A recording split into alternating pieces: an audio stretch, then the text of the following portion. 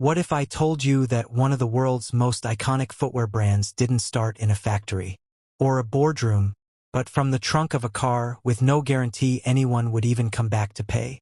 And yet, that simple act of trust helped build a billion-dollar empire. This is the story of how a broke dream became a global culture.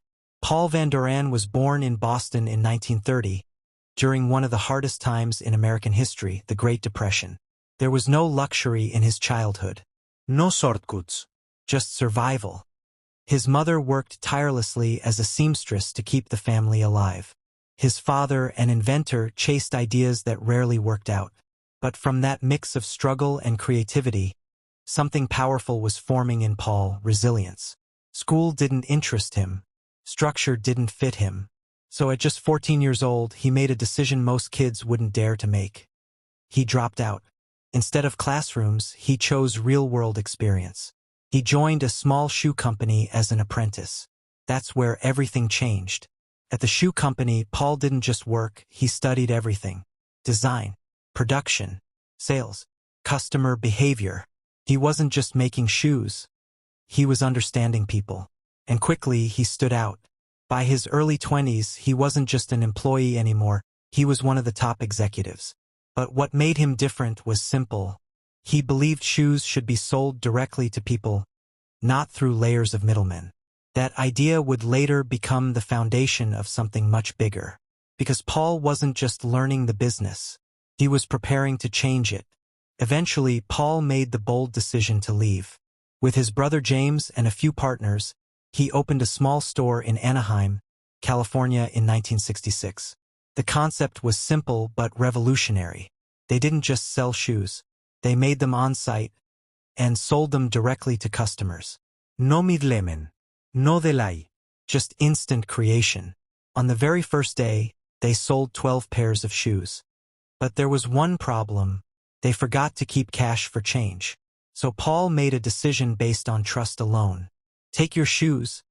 Come back tomorrow and pay. Most people would call that risky. But every single customer returned. That moment didn't just build sales. It built a culture of trust. For a while, things were small but steady. Then something unexpected happened. Skateboarders started noticing Vans shoes. Why? Because they were durable, grippy, perfect for skating. Paul saw an opportunity others ignored. Instead of chasing everyone, he focused on them. He improved the shoes, stronger stitching, better grip, tougher design. And that's when Vans stopped being just a shoe brand and became part of a movement. Skaters didn't just wear Vans. They lived in them. The brand exploded in California's skate culture. Then came collaborations with athletes, designers, and musicians. The iconic off-the-wall identity was born, symbolizing creativity, rebellion, and freedom. By the late 1970s, Vans had expanded across dozens of stores. But success wasn't a straight line. In the 1980s, they expanded too fast into too many sports and nearly collapsed under pressure. It was a dangerous moment. But Paul did something powerful again. He refocused. Back to skateboarding. Back to identity. Back to roots. And slowly, the brand came back stronger. By the 1990s, Vans wasn't just surviving, it was thriving. The company went public in 1991.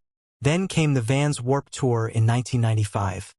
A fusion of music, skateboarding, and youth culture. Suddenly, Vans wasn't just footwear. It was identity. By the 2000s, it had gone global, spreading across Europe, Asia, and beyond. From a small California store to over 100 countries. But his legacy didn't. Because what he built wasn't just a company. It was a mindset. Start small. Trust people. Stay real. Stay close to your roots.